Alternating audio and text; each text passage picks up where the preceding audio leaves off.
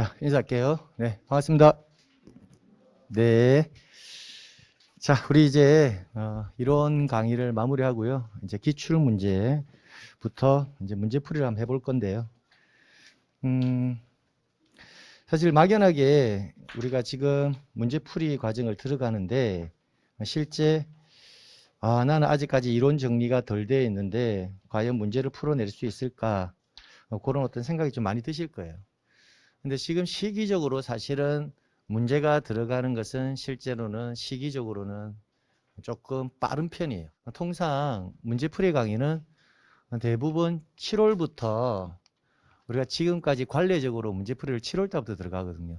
근데 이 메가랜드만의 특성이 이론 강의를 통상 이제 4월 달에 다 마친다는 거죠. 4월 달에 마치고 이제 5월 달부터 이제 문제풀이가 실제 들어가는 거예요. 가는 거예요. 그럼 일단 우리가 첫 번째 우리가 풀 수 있는 문제가 기출 문제도 있고 출제 예상 문제도 있거든요. 기출 문제와 출제 예상 문제를 비교해 보면 출제 예상 문제들은 대부분 이 기출 문제를 바탕으로 해서 대부분 응용을 해 놓은 거예요. 응용. 근데 그 응용의 폭이 이제 얼마만큼 되느냐에 따라서 난이도가 높고 난이도가 낮고 이제 이렇게 가거든요. 그러면 기출 문제와 예상 문제 중에서 어떤 게 비중을 더 가져가야 되느냐? 그걸 이야기를 해본다면 예상 문제도 중요하지만 대부분 이제 기출 문제가 일단 선행이 되어야 돼요. 왜냐하면 지금 보시다시피 기출 문제를 바탕으로 해서 예상 문제를 뭐 하고 있다? 응용하고 있으니까요. 그러면 예상 문제를 원활하게 풀어내려면 기출 문제에 나왔던 지문 분석이 어느 정도 되어 있어야 이걸 가지고 뭘 할 수 있다? 응용할 수 있다. 이렇게 되잖아요. 또 두 번째 기출 문제가 중요한 이유는요. 기출 문제가 중요한 이유는 기출 문제의 지문을 분석하고 응용을 하는 데 있어서 응용을 할 수 있는 한계가 있다는 거예요. 한계. 얼토당토 달라가는 이야기로 응용을 하지는 않는다는 거예요. 그래서 실제 우리가 문제를 풀 때 이 기출 문제가 가지는 의미는 굉장히 뭐하다? 중요하다라고 저는 개인적으로 생각을 합니다. 자, 그래서 기출 문제의 중요성에 대해서 언급을 좀 드렸고요. 이제 두 번째, 우리가 기출 문제 지금 이제 5월 달부터 들어가는데 이 기출 문제를 풀어낼 때 여러분이 해야 될 몫과 제가 해야 될 몫을 정확하게 나눠줘야 돼요. 그게 뭐냐면 이제 5월 달 기출 문제를 시작을 할 때 수험생 여러분이 해야 될 몫이 있고 강의를 하는 교수님들이 해야 될 몫이 있거든요. 그럼 여러분의 몫은 뭐냐면 저는 개인적으로 복습도 중요하고 예습도 중요하고 다 중요하다고 생각을 해요. 근데 문제풀이의 효과를 좀 극대화시키려면요. 여러분이 해야 될 이유가 뭐냐면 수업 들어오기 전에 반드시 복습보다는 뭐가 더 중요하다? 예습이 더 중요해요. 예습. 그럼 예습을 할 때 어떻게 예습을 하는 게 중요하냐? 우리가 두 가지 경우로 나눌 수가 있거든요. 첫 번째, 예습을 할 때 내가 이론상의 부분이 조금 미흡한 상태에서 문제를 풀 수 있는 사람도 있고 나는 어느 정도 이론이 정리가 다 되어 있는 상태에서 문제를 푸는 사람도 있어요. 근데 대부분 처음 공부를 하시는 분들은 이론 정리가 되어 있는 상태에서 문제를 풀 수 있는 경우의 수는 거의 적다라는 거예요. 적다. 그러니까 초시생 같은 경우에는 처음 공부하는 사람들은 아직까지 이론 정리도 안 되는데 어떻게 문제를 풉니까? 라는 막연한 생각을 많이 가지거든요. 자, 그래서 예습을 할 때 그런 막연한 생각이 있다 하더라도 먼저 문제부터 푸셔야 돼요. 문제부터. 근데 이제 처음 공부하시는 분이든 실수에 의해서 다시 공부하시는 분이든 먼저 문제를 푸는 게 더 중요해요. 문제를 푸는 게. 그러면 문제를 풀 때 느낌이 있거든요. 선생님 이론 정리가 안 되는데 어떻게 문제가 풀립니까? 항상 이런 의문이거든요. 그래서 문제를 푼다라는 개념으로 가는 것이 아니고요. 문제를 본다라는 개념으로 가셔야 돼요. 그러니까 문제를 푼다라는 개념. 문제를 푼다와 문제를 본다라는 것은 다르거든요. 그러니까 이론 정리가 안 된 상태에서 문제를 푼다. 굉장히 극심한 스트레스를 받거든요. 보기는 본 지문인데 답은 찾아낼 수가 없으니까. 그래서 지금 이 시점은 문제를 푼다라는 개념은 적절치 않다라는 거예요. 실제 제가 개인적으로 생각할 때는 문제를 푼다라는 개념이 성립이 되려면 빨라도 9월 달부터가 뭐다? 문제를 푼다라는 개념이에요. 그러니까 마음을 조급하게 가지지 마시라는 거예요. 마음을 조급하게. 나는 11월 달부터 공부를 선생님 시작을 했습니다. 11월 달부터 공부를 시작했습니다. 그리고 지금 4월 달까지 나름대로 열심히 하였습니다. 그런데 문제를 풀어보니까 문제가 안 풀립니다. 저는 머리가 안 좋은 것 같아요. 이거 절대 아니라는 거예요, 실제. 11월 달, 12월 달, 1월 달, 2월 달, 3월 달, 4월 달. 11월, 12월은요. 여러분이 아무것도 모르는 상태에서 수업 듣는 거예요. 그러니까 배우는 게 아니에요. 1월 달, 2월 달 어느 정도 조금 11월, 12월 듣고 나니까 용어 같은 것도 조금 알겠다라는 느낌 하에서 또 1, 2월 수업을 들어가거든요. 그럼 이때 뭐가 암기가 되겠습니까? 안 되죠. 비로소 3, 4월 달에 오게 되면 그나마 이제 지문을 읽어 나갈 수 있는 정도의 수준까지는 만들어진다라는 거예요. 그럼 그 말은 뭐냐? 그래서 푼다라는 개념 자체가 성립이 될 수가 없다라는 겁니다. 그럼 지금 이 시점 5월 달은 문제를 뭐 한다? 본다. 그 문제를 본다라는 말은 단순히 문제를 읽는다 이 시점이 여러분의 현재 가지고 있는 수준이라는 거예요. 그래서 문제를 푼다라는 느낌으로 보는 것이 아니라 예습을 할 때는 뭐부터 본다? 기출문제부터 보는데 기출문제를 볼 때는 푼다라는 개념이 아니라 문제를 뭐 해본다? 읽는다라는 느낌으로 접근하시는 게 맞다라는 거예요. 맞다는 거예요. 그래서 그럼 반대로 말하면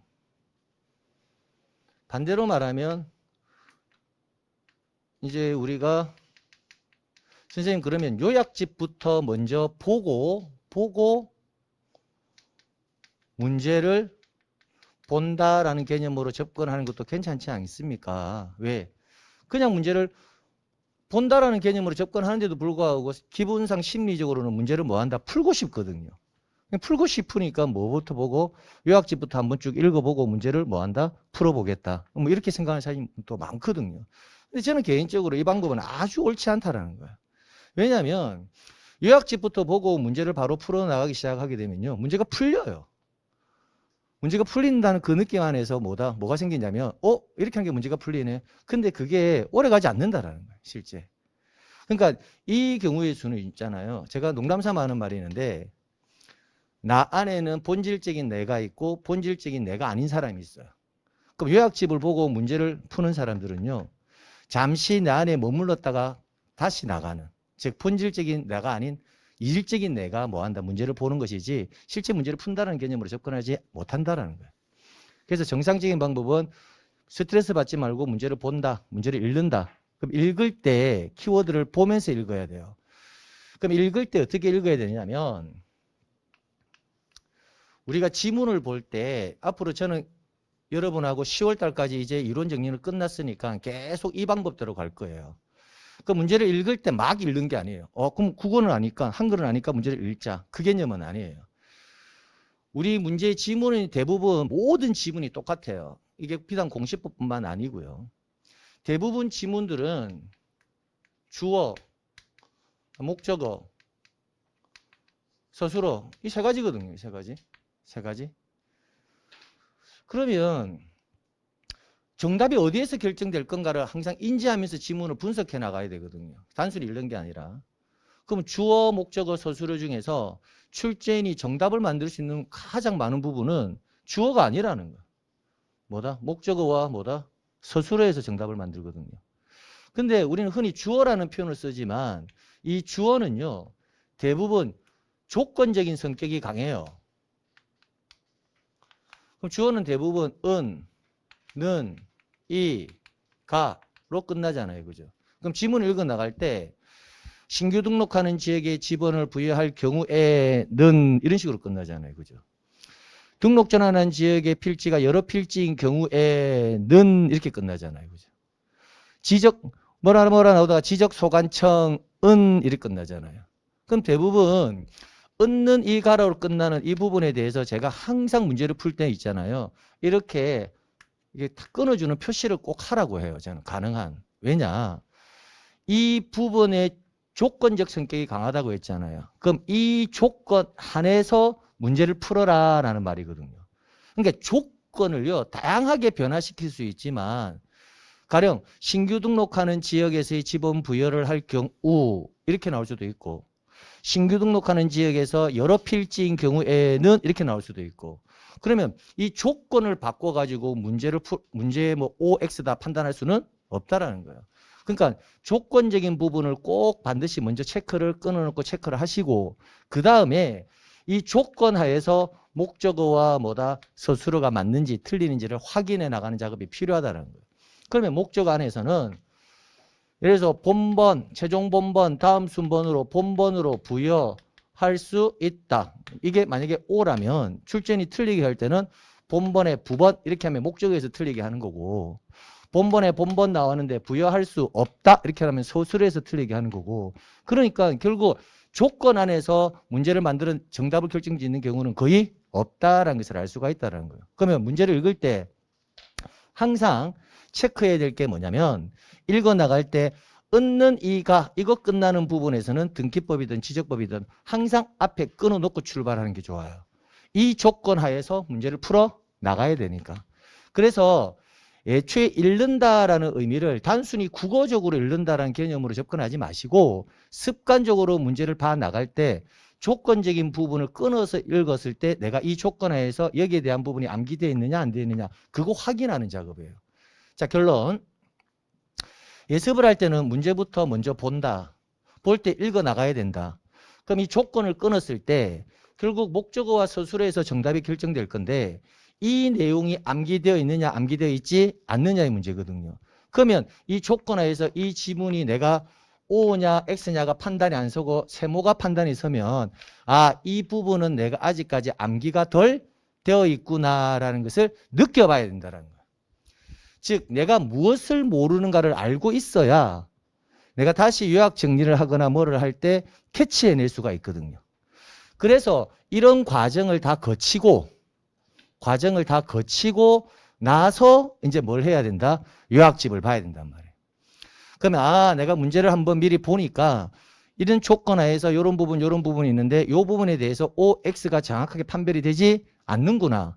그러면 나는 이 문제를 읽어보고 난 다음에 요약집을 펼쳤을 때는 그 부분에 대해서만큼은 좀 신경 써서 암기를 해야 되겠구나. 이런 목표의식을 가지고 접근해 들어가야 된다는 거예요. 그래서 이게 끝나고 나서 해당 부분에 뭘 찾아서 요약집을 찾아서 다시 뭘 한다? 암기를 한단 말이에요. 그럼 이렇게까지 끝났잖아요. 이게 여러분이 해야 될 일이에요. 그러면 저는 뭘 할 거냐? 그럼 제가 해야 될 일이 있잖아요. 제가 해야 될 일. 그럼 제가 해야 될 일도 이거하고 똑같은 순서로 간다고요. 그럼 똑같이 뭐 한다? 반복이 된다. 반복. 저는 항상 이야기하지만 반복이 기적을 낳는다. 반복이 결국은 합격을 낳아요. 머리가 명석하든 안 하든 다 필요 없어요. 물론 공부하는 방법론적인 부분을 잘 가져가시는 분은 좀 다를 수 있지만 결국은 뭐 해야 한다? 반복. 얼마만큼? 내 나이만큼. 나는 올해 45살이다. 그러면 1년 동안 45번 암기하고 45번 잊어버리고 난 이후에만 비로소 시험장 갈 수 있다라는 거예요. 선생님, 저는 62인데요. 그러면 저는 62번 암기하고 62번 잊어버려야 그 사람은 실제 시험장에서 할 수 있다는 거예요. 근데 대부분 수험생들은 이래요. 내가 일정 부분 암기를 했는데 금방 어제 암기했는데 오늘 까먹었어요. 지극히 당연한 거거든요. 당연한 건데도 불구하고 선생님 저는 머리가 안 아파요. 저는 자책을 하고 저는 안 되는가 봐요. 그 자책할 시간에 뭐 해라? 한 번 더 보고 잊어버리란 말이에요. 그러니까 자기 나이를 생각하는 거예요. 일단 아, 나는 내 나이만큼 일단 암기해보고 잊어버리고 난 다음에 스스로를 자책하든 안 하든 그건 그때 가서 하자라는 거예요. 그래서 지금부터는 저랑 계속 반복하는 것이 뭐하다? 키워드예요. 그래서 저는 여러분하고 똑같은 순서로 갈 거예요. 저 역시 문제를 뭐한다? 본다. 이거부터 갈 거예요. 근데 문제를 볼 때 여러분하고 저하고의 느낌은 좀 다르겠죠. 다르겠죠. 그럼 저는 여러분이 분석한 거에다가 아, 이 유형의 지문이 나왔을 때는 여기에서 통상 정답을 결정을 하고 이 정답을 결정을 할 때는 지금까지는 이런 부분에서 이 부분을 틀리게 만들어 나왔습니다. 계속 그 부분에 대해서 주의합시다. 라고 하면서 저는 문제를 볼 거라고요.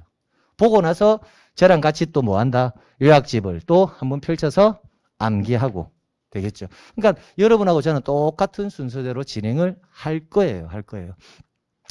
그래서 5월, 6월 달까지 기출문제 끝날 때까지 여러분하고 저하고 해야 될 서로 역할 분담만 정확하게 지켜지면 이제 7, 8월 달에 이쪽으로 갈 거잖아요. 그럼 가게 되면 응용이라는 표현 자체가 제가 기출문제를 뭐 할 때 지금 분석할 때 응용하는 것까지 같이 뭐 한다? 병행해서 한단 말이에요. 저는. 그러니까 여러분이 이 시점에 왔을 때는 이걸 보면서 제가 수업 시간에 하는 내용을 응용시켜 줄 거니까 그 내용을 참조해서 출제 예상 문제 들어가게 되면 또 똑같이 이 방법대로 계속 뭐 해 나간다? 반복해 나가는 거예요. 그렇게 하면 10월 달 가잖아요. 그죠? 요것만 잘 지켜주면 나는 불합격이라는 표현을 쓰고 싶어도 쓸 수가 없어요. 그래서 지금 너무 마음 조급하게 가지지 마시고 우리의 시험은 10월 30일 날 내 점수가 나오는 것이지 지금 모의고사 점수가 몇 점이다 그런데 전혀 신경 쓰지 말란 말이에요. 그거 여러분의 점수 아니라고요. 그거는 아니니까 선생님 이번에 모의고사 점수가요 평균 40점이에요. 괴로워요. 가능할까요? 40점이면 잘하신 겁니다. 이렇게 이야기해요. 그것도 본인 실력으로 푼 것도 아니잖아요. 이렇게 이야기해요. 찍어서 40점 나온 거잖아요. 이렇게 이야기해요. 저는. 그게 사실이거든요. 그게 팩트예요. 그게 팩트. 그게 받아들여야 돼요. 그래서 우리는 아직까지 문제를 풀 수 있는 수준까지 온 건 아니다. 그래서 차분하게 기다리시자고요. 차분하게 기다리면 하루하루 최선을 다해서 천천히 서두르지 않고 나아가면 반드시 합격합니다. 여기까지 되겠죠? 그래서 여러분이 해야 될 몫과 제가 해야 될 몫을 우리는 지켜서 가겠습니다. 일단 요약집하고 연계시켜서 가야 되니까 제가 몇 가지 좀 책에다가 체크를 해드리고 갈게요. 일단 02번 문제 보이시죠? 02번 문제 보이시나요? 네, 02번에 페이지 26 적어두세요. 02번 옆에다가 P26 이렇게 적어두시라고요. 그럼 P26이 뭐냐면 요약집 페이지예요. 자, 그 다음에 3번 있죠. 3번 옆에다가는요. 3번 이렇게 돼 있잖아요. 네, 그 옆에 4번 이렇게 적고요. 적고 P40 이렇게 딱 적으세요. 그럼 3번 문항과 4번 문항에 대해서 내가 한번 정리를 하고 싶다 하면 우리 요약집 몇 페이지? 40페이지를 펼쳐서 정리하셔라 라는 거예요. 그 다음 5번부터 해서 11번까지 5번부터 그렇게 하지 마시고요. 넘기지 마시고요. 넘길 필요 없어요. 이렇게 하면 되잖아요. 5에서 11 이렇게 적어놓으면 되잖아요. 5번 옆에다가 5번 문항 옆에다가 여러분이 보는 거하고 제가 보는 거 다르나요? 여러분은 해설지를 다 들고 있는 것 같은데? 왜 해설지를 들고 있어요? 한 번만 이야기해 보세요. 한 번만 이야기해 보세요.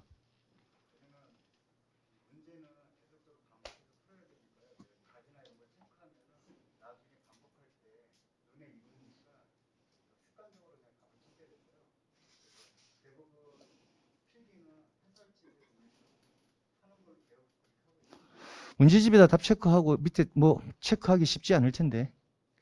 근데 한 번 보고 공시법은요. 문제집 펼치세요. 다른 과목은 몰라도 공시법은 문제집 펼치세요. 공시법은 한 번 보고 끝낼 거예요. 기출문제 2번, 3번 볼 시간도 없어요. 여러분 앞에 제공될 문제가 한도 끝도 없이 많은데 5월 6월 끝나고 7, 8월 달에 출제 예상 문제가 나오는데 그 문제도 지금 처리하기 힘든데 그 문제 풀면서 또 기출문제를 또 보고 할 시간 없어요. 그리고 여러분이 풀 수 있는 만큼 문제는 제가 다 제공해 드릴게요. 응용 문제. 쫙 제공해 드릴 거니까 공시법은 이거는 뭐 제가 옳다 그 말 하는 게 아니에요. 결론은 또 결론의 특성에 맞게 문제를 사고하고 생각하고 응용해야 될 부분 우상향 곡선, 하향 곡선, 점의 이동, 가격의 이동, 선의 이동 뭐 이런 것들이 너무 복잡하고 다양하기 때문에 그 문제에 대해서 좀 더 체득을 많이 하기 위해서 계론 교수님이 그렇게 말씀을 할 수는 있는데 각 과목의 특성이 저는 개인적으로 다르다고 생각하거든요. 공시법은 문제를 바로 펼치세요. 문제로 바로 펼치시면 돼요. 그리고 차후에 기출문제를 또 봐야 된다면 만약에 한 번 더 보고 싶다. 하나 더 사세요. 선생님 저는 돈이 없어서 만 원 얼마가 없어서 저한테 오세요. 제가 사드릴게. 새 거 사드릴게. 대신 합격하면 제가 사드린 금액에 플러스 100을 지급하는 조건으로. 그것도 괜찮잖아요. 3만 원 샀는데 30만 원 300만 원 주겠다. 합격했는데 300만 원이 중요해요, 뭐. 안 그래요? 저한테 오면 돼요. 그러니까 그런 과목별의 특성이 다르니까 우리는 뭘 펼친다? 문제집 본다, 문제집. 문제집을 펼칩니다. 되겠죠? 예, 됐어요. 그래서 05번부터 문제집에 011번까지 해가지고 P 6페이지부터 8페이지까지 이렇게 딱 적으라고요.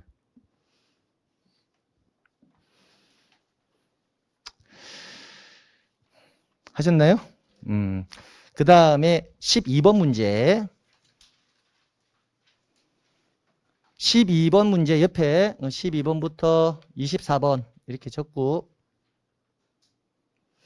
P 9에서 12 이렇게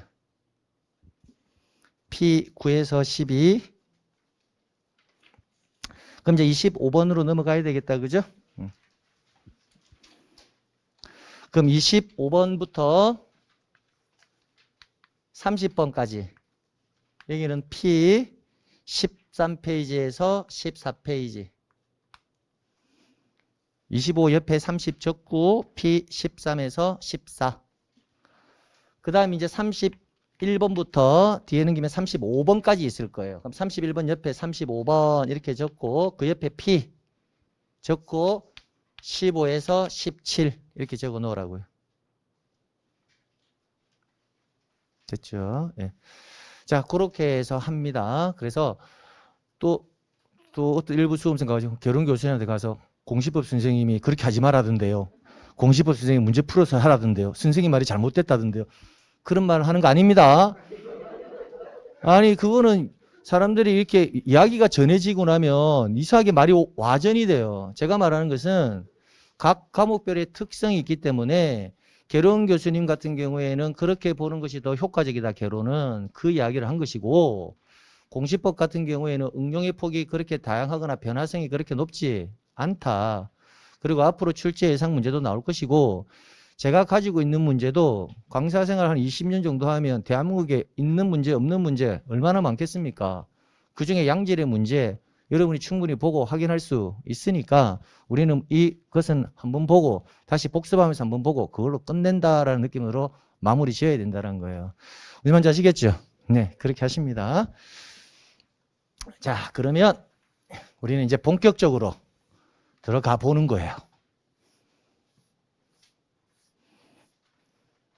근데 선생님 저는 이거 다시 한번 쓰고 싶은데요. 그래도 하시는 분들은 볼펜을 하지 말고 연필로 하시면 되잖아요.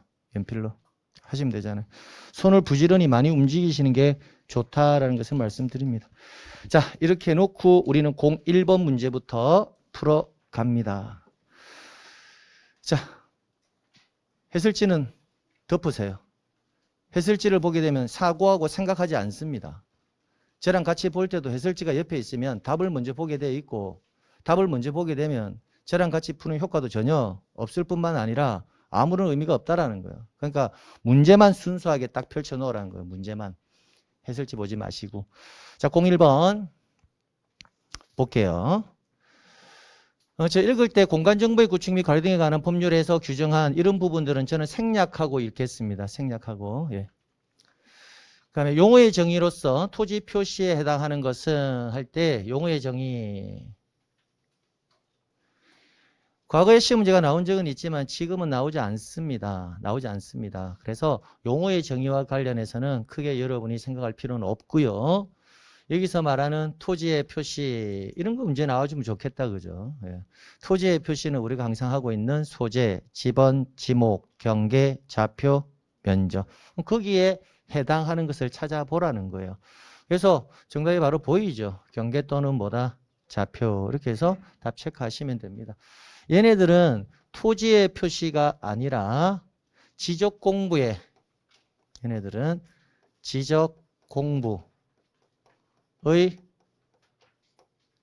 등록 사항에 관해서 이제 나열을 해 놓은 것이고, 토지의 표시란 것은 뭐와 경계와 뭐다? 좌표. 위에도 소재, 지번, 지목, 경계, 좌표, 면적 그렇게 하나 정리해 두시면 되겠습니다. 자, 그래서 뭐 크게 의미를 부여할 만한 유형은 아니다라는 거 말씀을 드리고요. 그 다음 이번 유형의 문제는 출제위원이 단문, 즉 한 지문으로 내든 한 문항으로 내든 근래에 들어서 출제위원이 상당히 뭐하다 선호하고 좋아하는 유형 중에 하나의 지문입니다. 그래서 토지의 조사 등록에 관한 설명이다. 여기에 토지의 조사 등록에 관한 내용이다. 관란에 들어갈 사항으로 옳은 것은 기억은 뭐뭐에 대해서 필지별로 소재, 지번, 지목, 면적, 경계 또는 좌표 등을 조사 측량하여 지적 공부에 등록하여야 한다. 자, 이와 관련해서 우리가 과거에 정리할 때 뭐라고 했냐면 얘네들이 다 토지의 표시다. 그죠? 그럼 아래도 토지의 표시죠. 그럼 토지의 표시에 관한 사항을 결정하여 등록한다. 그 표현이 나왔을 때는 우리는 두 가지를 항상 조심하자라고 했습니다.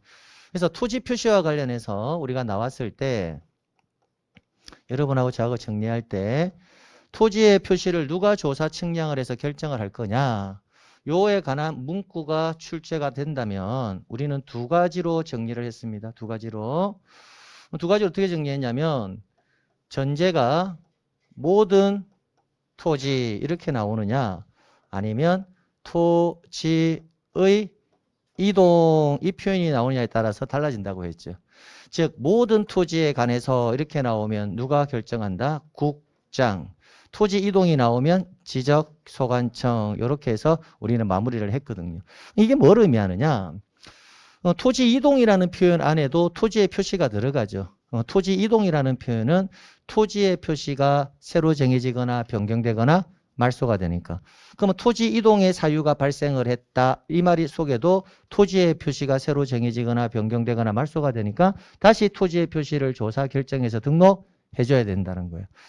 자, 그래서 토지의 표시에 관한 지문이 나왔을 때는 우리는 항상 키워드는 어디에 있다? 모든 토지인지 아니면 토지의 이동인지 요거 두 가지를 따져서 해석하시면 된다는 겁니다. 아주 간단한 지문이지만 출제인이 상당히 선호하는 겁니다. 이걸 왜 낼까? 한번 분석을 해보면 이런 거예요. 지적의 가장 기초적인 내용이거든요. 국토, 대한민국의 전 국토는요, 국가와 관련합니다. 국가. 그러니까 토지 표시에 관한 원칙적인 최종 결정권자는 누구다? 국가거든요. 토지는 국부의 원천이기 때문에.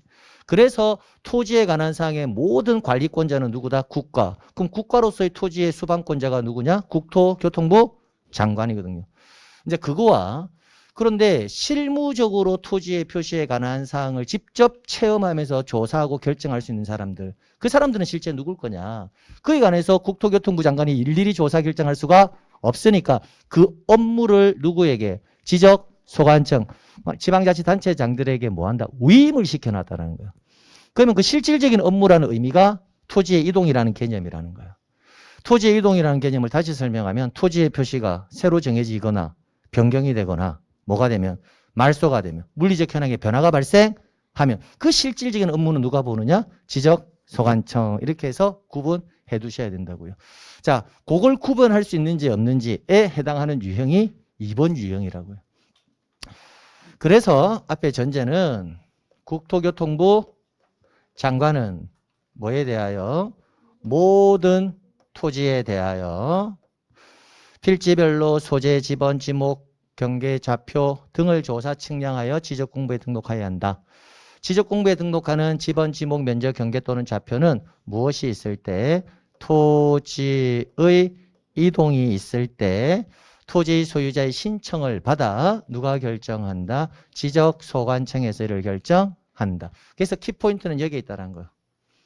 모든 토지 이거하고 여기에 토지의 이동 이게 키워드가 되는 단어라고요.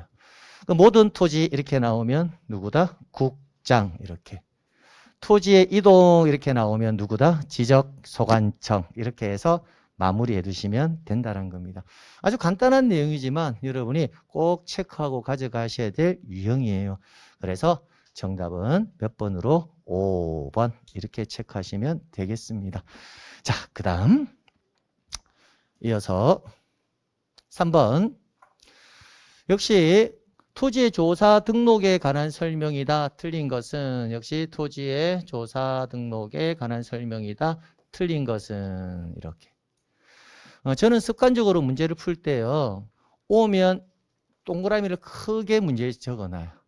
X면 크게 이렇게 적어놔요.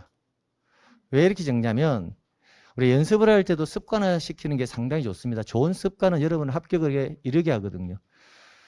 틀린 것, 옳은 것 이걸 체크를 안 하고 읽잖아요. 그죠? 그럼 읽다 보면 옳은 걸 찾아내는지 틀린 거를 찾아내는지 또 생각이 안 나면 문제를 또 보게 되거든요. 근데 그거는 대부분 수험생들이 느끼는 것들이에요. 그러면 다시 봤을 때 확인하기 위해서 크게 체크를 해 두시면요. 문제를 다시 읽어볼 필요가 없거든요. 그래서 항상 저는 문제를 풀 때 무식한 방법이 가장 좋은 거예요. 예쁘게 X, 이렇게 예쁘게 X, 예쁘게 이렇게 하는 분도 있거든요. 그거 하지 말고 크게 X, O를 딱 체크해 놓으면 실제 시험장에서도 문제를 풀 때 상당히 효과적이다라는 걸 말씀드립니다. 자, 1번. 국토교통부 장관은 여기에 모든 토지, 이게 키워드다, 그죠? 금방 본 거. 토지에 대해서 필지별로 소재, 지번, 지목, 면적, 경계 또는 좌표 등을 조사 측량하여 지적공부에 등록하여야 한다. 모든 토지는 누가 한다? 국장. 그러니까 O 이렇게요.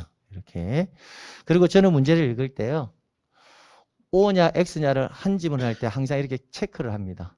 근데 애매하잖아요. 그럼 애매한 것들은 세모는 좀 크게 체크하는 편이에요.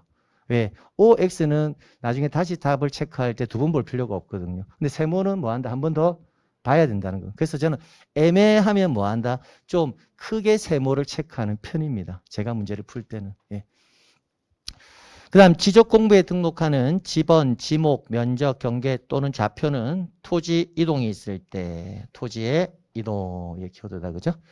토지 이동이 있을 때 토지 소유자의 신청을 받아 지적소관청에서 결정한다. 누가 결정한다? 지적소관청.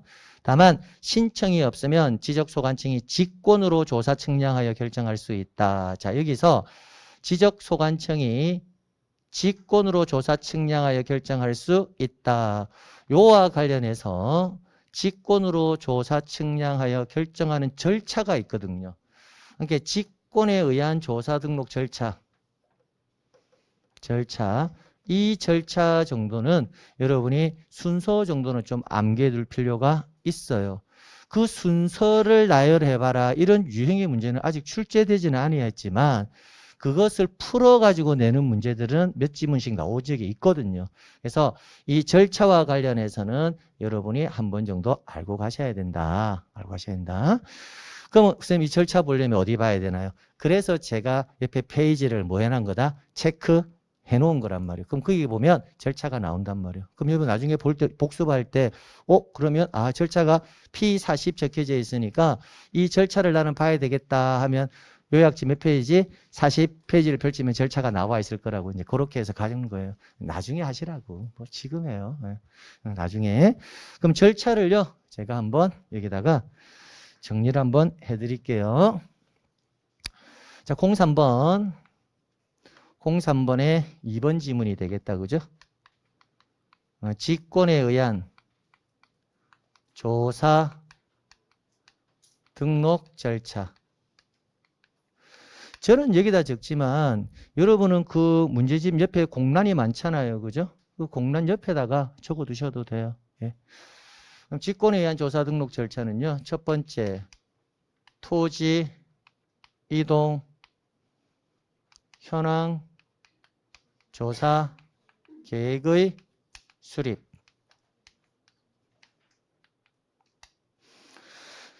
우리가 토지 이동의 사유가 발생했기 때문에 지금 등록을 하려고 하는 거잖아요. 토지 이동 현황 조사 계획을 수립하고, 그럼 계획을 수립했으니까 조사를 하면 되잖아요. 그죠? 그럼 조사할 때는 토지 이동 현황을 조사한다. 이렇게 하면 되겠네요. 조사하면 조사부 작성을 하거든요. 기를 기반으로 토지 이동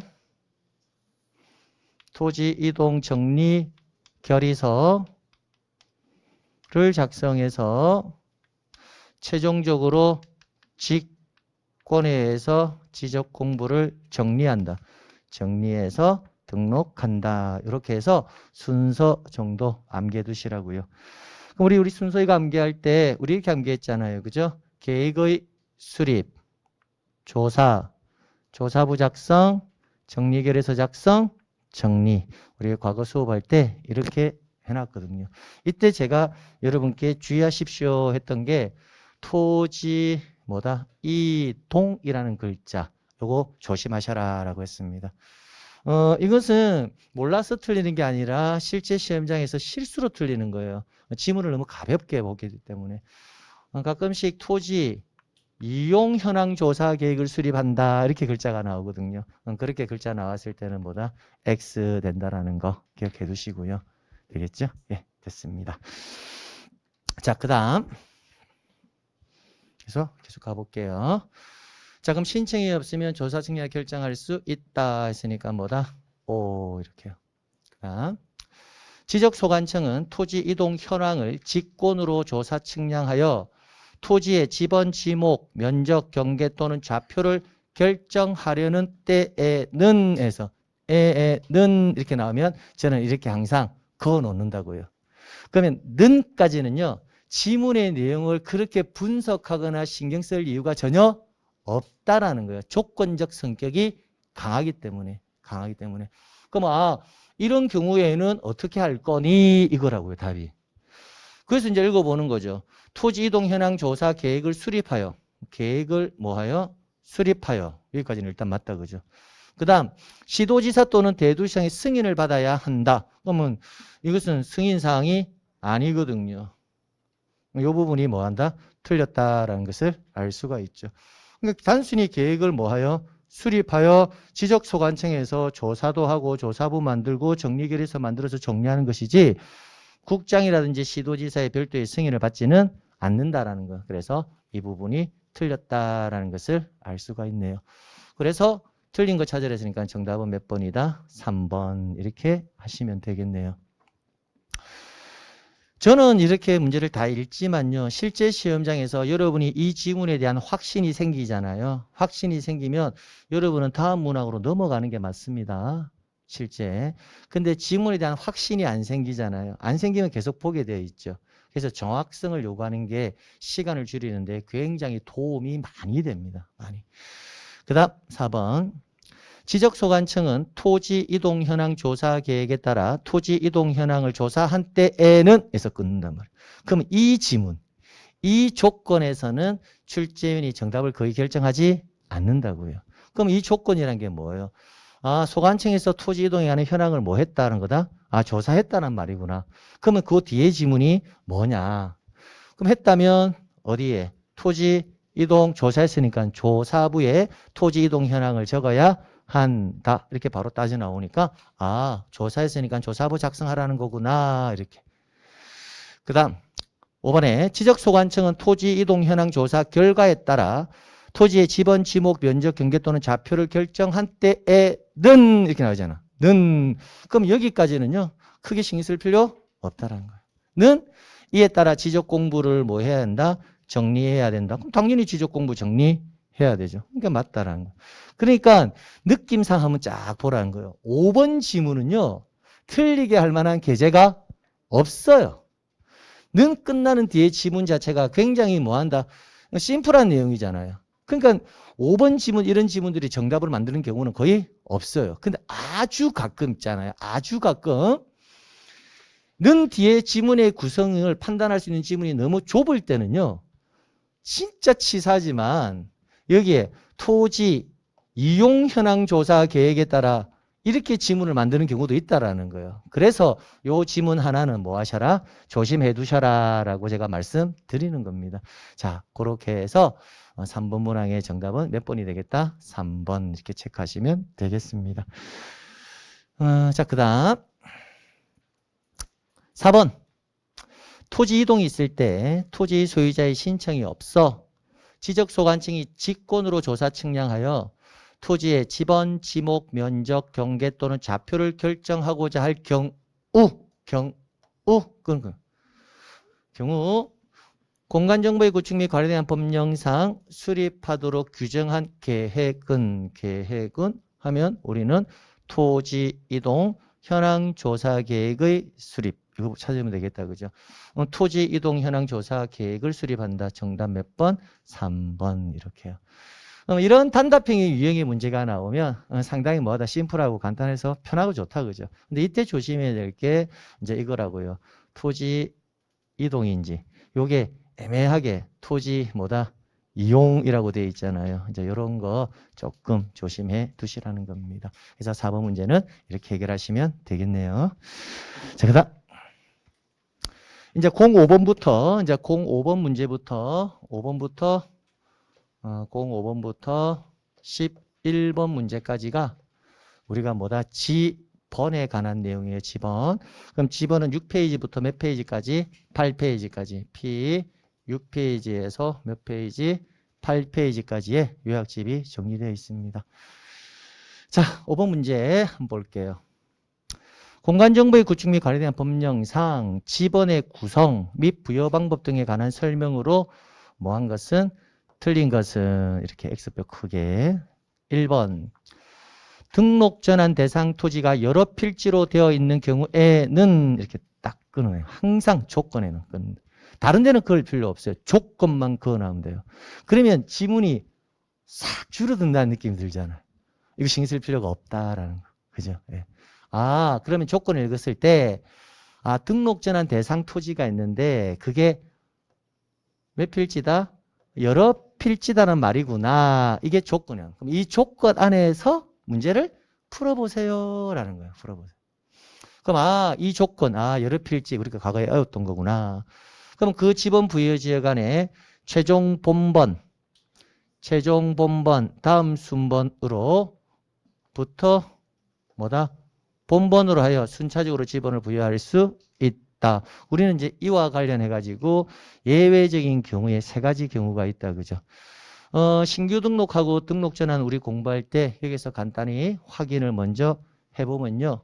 우리가 암기했던 코드 방식은 등, 신, 본부 이렇게 암기했거든요. 오유, 공부 많이 하셨네. 이제 이런 게 기억이 나면 공부가 되는 거죠. 뭐 등록 전환하고 신규 등록 원칙은 인접지 본번의 부번 이게 맞는데 이게 원칙인데 근데 여기에 나와 있는 것처럼 뭐라면 여러 필지라면 그때는 원칙이 아니라 뭐다 예외에 해당하겠다. 그죠? 예외. 그죠? 예외. 그럼 예외에 해당할 때는 최종 본번 다음 순번으로 뭐로 부여한다? 본번. 자, 이렇게요. 자, 요 지문 정리할 때요. 코드가 하나가 있어요. 뭐 이렇게 암기하는 건 당연하고요. 일반적으로 최종이라는 단어가 붙을 때요. 그거 확인시키려고 제가 적어 놓은 거예요. 설문에서 최종 본번이라는 글자가 나오잖아요. 그죠? 그럼 뒤에는 항상 본번이 따라 나와요. 근데 지문을 읽을 때 최종 부번이란 글자가 따라 나올 수도 있잖아요. 그럼 그때는 뒤에 항상 뭐가 나온다? 부번이 따라 나와요. 그러면 우리는 조건과 상관없이 지문을 분석해 나갈 때 뭔지는 모르겠지만 읽어 나갈 때 최종 본번 읽었는데 뒤에 부번이 나오면 일단 그 조건과 상관없이 그 지문은 뭐다? X란 것을 알 수가 있어요. 역시 마찬가지예요. 최종 부번 나왔는데 그 뒤에 지문이 본번이 따라 나오면 역시 그 지문 또 뭐다? X라는 것만 생각하시면 돼요. 그래서 지번에서 지번 부여 방법을 암기할 때는요. 최종 본번 나오면 뒤에는 항상 뭐가 따라 나온다? 본번 따라 나온다는 거 기억하시면 되겠네요. 그래서 주제로 지번을 부여할 수 있다 했으니까 뭐다? 오 이렇게 가면 되겠네요. 그 다음 지번은 본번과 부번으로 구성하되 본번과 부번 사이의 표시로 연결한다. 이 경우 표시는 표시는 뭐다? 는 여기까지가 조건이라고. 는 그럼 뒤에 지문은 이제 뭐라고 보느냐? 는 뭐라고 읽는다? 의라고 읽는다라고 했으니까 뭐다? 맞는 지문 이렇게 하겠죠. 그럼 이제 이런 거 틀리게 할 때는 의라고 표기한다. 뭐 이렇게 읽으면 뭐다? X 이제 이런 거 하나만 조심해 두시면 된다는 겁니다. 자, 그다음 3번 축척 변경 시행 지역의 필지에 지번을 부여할 때에는 여기까지죠. 이렇게. 여기까지는 정답의 결정 요소가 아니라 뭐다? 조건. 이렇게 조건. 자, 이제 조건이라는 표현 계속 쓰지 않겠습니다. 이제는 이제 익숙해졌을 거니까 은는 이가는 항상 뭐다? 조건. 조건적 성격이 강하다. 그 안에서 지문을 해석해라라는 걸 생각하시면서 푸시면 됩니다. 그럼 축적 변경 시행 지역 안에 필지에 지번을 부여할 때에는 그 지번 부여 지역에서 인접 토지 본번에 부번을 붙여서 지번을 부여하여야 한다라고 되어 있는데, 그러면 이 지문 자체가 O냐 X냐 이제 그거 한번 판단해 보셔야 된다라는 거잖아요. 그러면 이 조건 안에서 우리는 문제를 풀어야 되니까 이 조건과 관련해서 우리가 암기하고 있는 게 있거든요. 이거. 그죠? 축척 변경 시행 지역에도 지번을 새로이 부여해 줘야 됩니다. 그럼 그 조건과 관련해서 우리가 한 단어로 암기한 게 있습니다. 그게 뭐냐면